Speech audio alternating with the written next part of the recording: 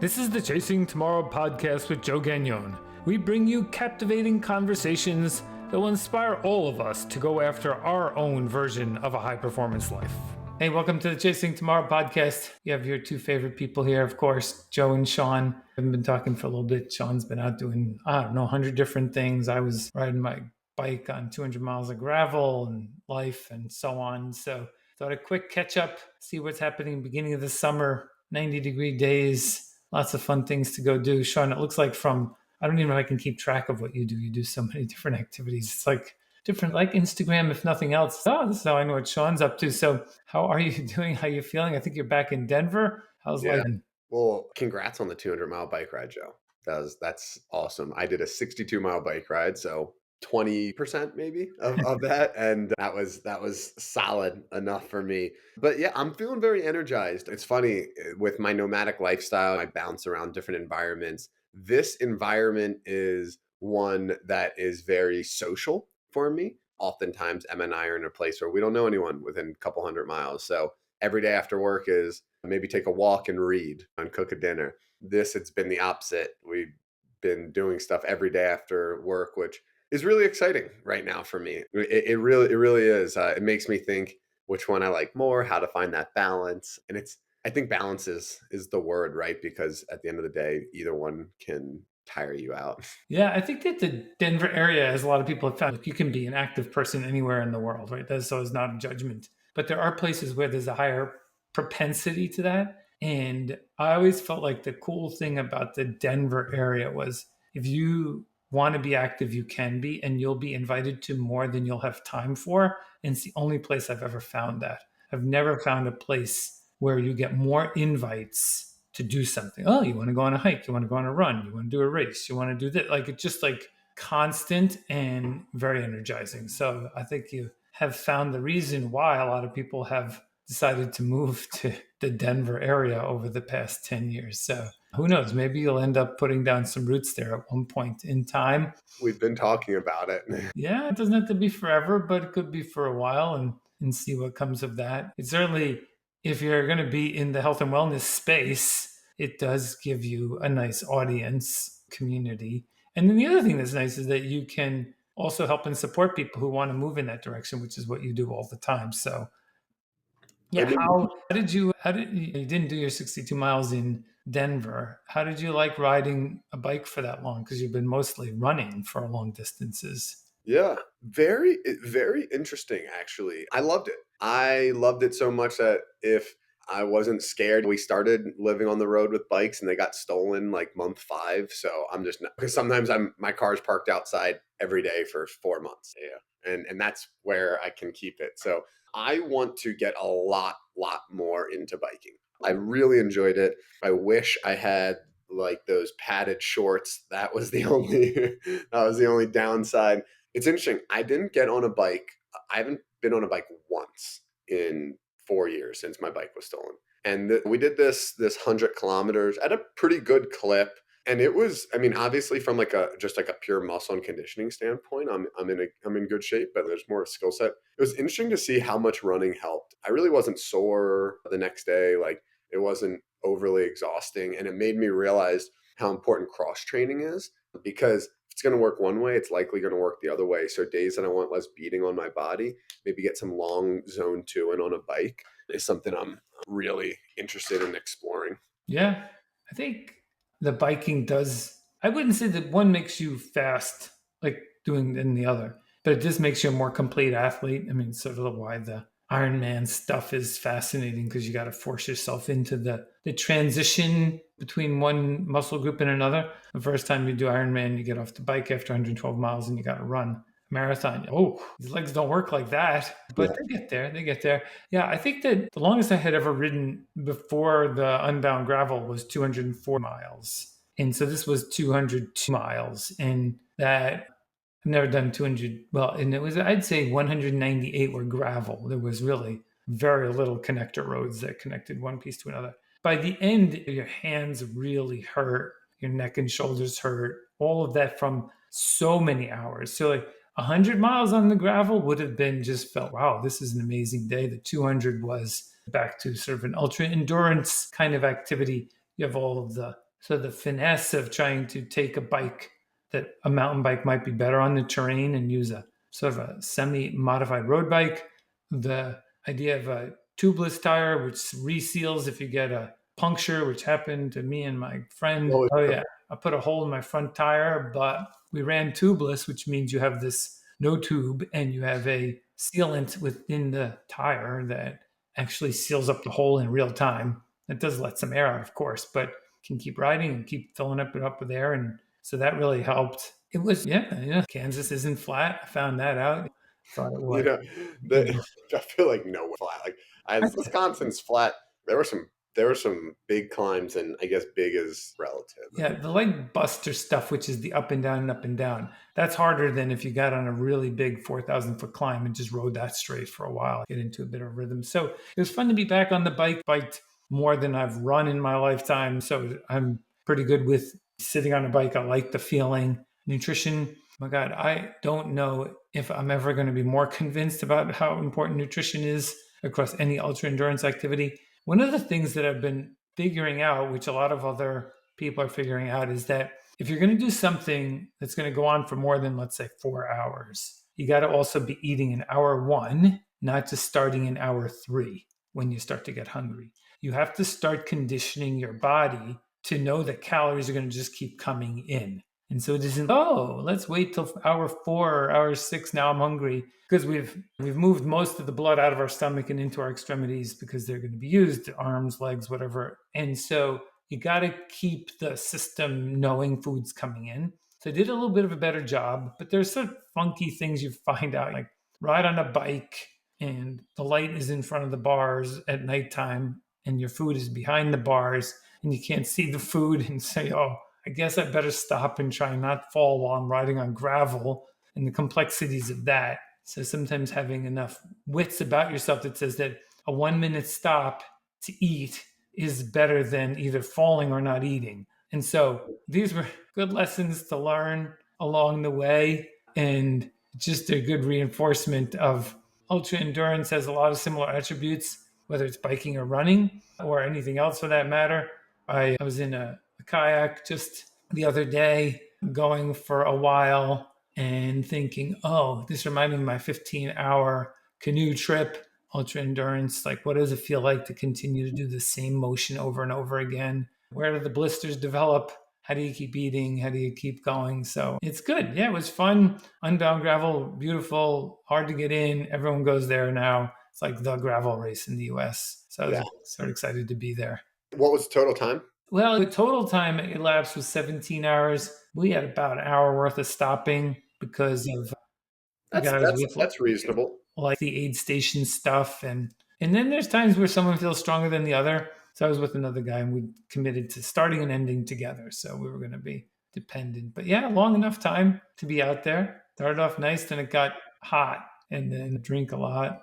I feel And like the whole world's hot right now. it does feel like you better get used to sort of keeping yourself hydrated and taking care of yourself in that way. Yeah, you mentioned something interesting. My superpower in ultra running is eating. You mentioned something interesting. I remember I went on a 6.5 hour run this weekend with someone who's training for a 200-mile run, and 20 minutes in, we were going slow. We hadn't even broken out into a run yet. It was all uphill, and we were walking. Eats a gel, and I was, Steve, what are you doing? He goes, I'm training the way I'm gonna race, Mm. and I was, got it. And he goes, 100 calories an hour every 20 minutes, or I will stop until I get the calories in. And I was, whoa, he's there's no negotiating. And I have laid down in the fetal position with stomach cramps because I have no calories because I'm working on. And that's just what I'm going to do. And it was very inspiring, not again, directly for me, not so much. I have no problem eating. I also have a ravenous appetite when I do ultra events, but more from a standpoint of like, he's preparing. You know what I mean? Like we're getting like his hydration too. We're sitting in the car and he's drinking electrolytes. Dude, it's 5 a.m. It's 60 degrees outside. And again, he is preparing. Like he does not, because you're burning, right? And you're burning calories. So once you're behind, it's, oh shit, now I need to catch up and then maintain. And I think that's a good metaphor for life, right? I don't want to like scare people into things, but I see a lot of people that's how they deal their money, right? It's, oh, like they make money and spend it at the exact same rate. And it's then you're very now susceptible. You are high risk, right? Like something can happen. I think people do that with their health. Sorry, dad, if you're hearing this, but something that concerns me about my dad is his A1C sugar levels are at 6. And that is like diabetic, but they're not going up. So he's not doing anything about it. He's, when they go up, I'll do something about it. When they go up, what you're going to have to do about it is going to be drastic, because you need to first get them down.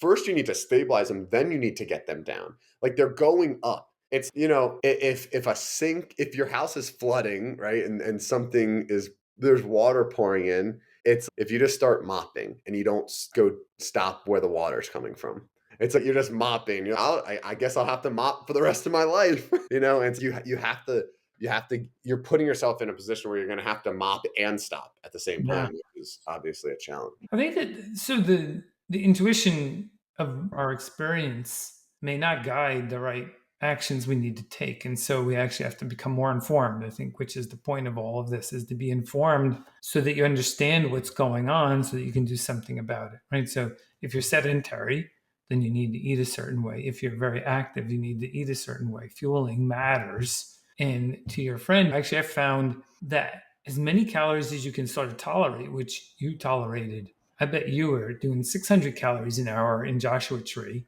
If you can tolerate that, then you're better off. Those are not days that you're trying to diet, right? This is a day you're trying to fuel. And so you want to fuel just about as much as you can, because the way that the whole system works is you're keeping it working and not turning it off and then trying to turn it back on. That's what doesn't work. We know that conclusively, which is if you don't eat for 4 hours and you start trying to eat, you're going to have a very difficult time eating in an ultra endurance. Now, most people are not doing that, but even in the marathon, like if you were just doing 4 or 5 hours, you better learn how to eat in hour 3, because you're starting going to get depleted. And so it's this constant paying attention to what we're doing that really matters. And then I guess if we're sedentary, then we should have a diet that adjusts to that. Yeah, absolutely. And then it's funny though, because I'll tell you, me and Steve were doing the opposite thing on this run. I went 6.5 hours, heart rate over 150. Like we pushed it hard. Average was like 168. Like it was a lot of climbing. I intentionally brought out 1 liter of water and one banana. And that was it. And for me, it's nothing on the water or food side. And part of the reason was I've trained a lot the way I'm gonna race. I have a 120-mile endurance event coming up. I wanted to put myself in a bad position, and I was getting a little faint. I was getting lightheaded. Like I really was not in the most ideal state, but I want to put myself in that state as another safeguard. Okay, I'm gonna proactively eat and hydrate, but if something happens, this is where I'm gonna. I want to be mentally and physically prepared for something like that, which was certainly interesting. Not something, it's one of those things I'll probably do one more time, and I'd say that's it. But I do think it's also important for that, because it's funny. I have a good friend who's in the health and wellness space, like himself. Like he is an athlete, he's a runner, all that. He's also a very social guy. Sometimes he likes to go out and party. Doesn't really drink or anything too much, but he just likes to party. And he doesn't mind being up late. And hey, I try to get 8 hours or more every night.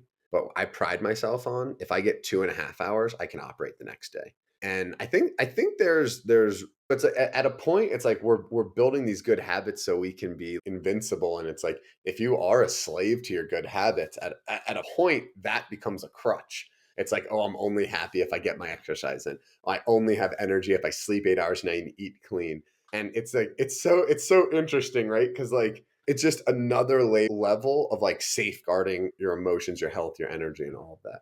Yeah, I think that, of course, if you've simulated any experience, then when it happens for real, you're much more prepared for that. I mean, I think most would say if you wanted to go do a winter adventure up a mountain in the middle of winter, then you should probably have spent some time in the cold ahead of time, right? I mean, or if you're going to try and run the bad water 130 in the heat, then you probably should have practiced that ahead of time. I think that what we have to just do is know that when we're doing that training, it isn't the way that we want to actually execute. It's only there in the preparation so that our system can respond effectively. Because there are some things that are just sort of we won't be able to overcome.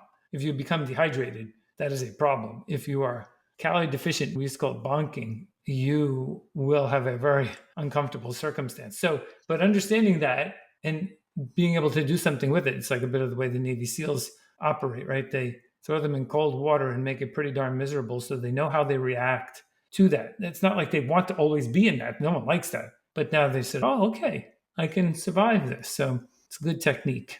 Yeah, and I'm just thinking about like all the stories I hear of David Goggins. It's like part of me like wants to have the experience of it, but not go through it. Yeah, that's right. Can we? Yeah, so far, we can't put that in a chipset, put it in our head. I've now been switching. I did the two ultras early in the year, then I really changed my training to go do a lot of biking in a short period of time, got the two done, and now switching up back to my running for the 100 miler in July. And so, and running and when it's hot, which is what it'll be in Ohio. So it's sort of fun to have to go back and forth between these. You're pacing Asante, right?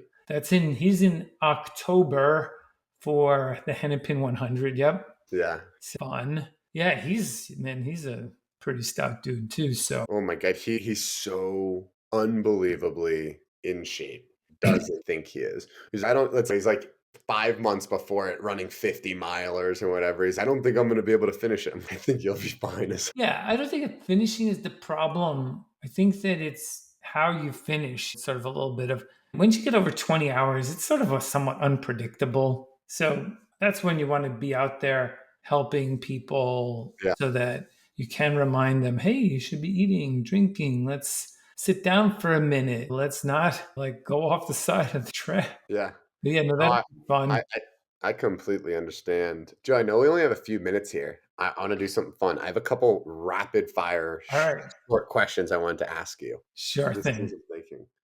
Alright, I guess first thing is, what do you do right when you wake up? What do I do right when I wake up?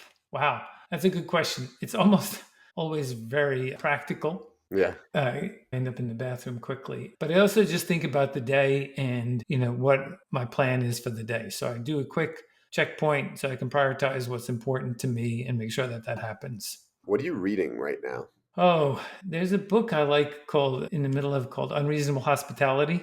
And it's all about how to up the game. And actually, this is in the food industry, but I'm enjoying sort of how you can exceed people's expectations, even when they're not, when they already have high expectations. I love it.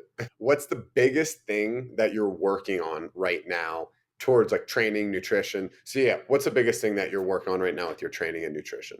I think that well, it's of course shifting to the 100 and getting ready for that, but it's keeping true to the 50,000 push-ups and 25,000 pull-ups because these days when I'm racing, I'm just now trying to create a backlog of enough so that on a day if you're doing 100, you're not getting out there. So staying strong, feeling good about that while I'm still getting in the mileage. And a lot of the shifting now is toward this heat training so that I'm ready for July. Yeah, that's awesome. I think it's fun to sometimes just try to rattle off a couple questions, Yeah. see where your head's at. Yeah, I mean, I love when we get to connect. And then Tuesday, we're gonna get We're to going to be together. Yep. We'll talk about some big ideas. Yeah. Well, hey, listeners, thanks for coming along on the journey with us. Sean and I are always chasing tomorrow. We always feel like there's more we can do and love life along the way. So thanks for listening. We'll talk to you soon.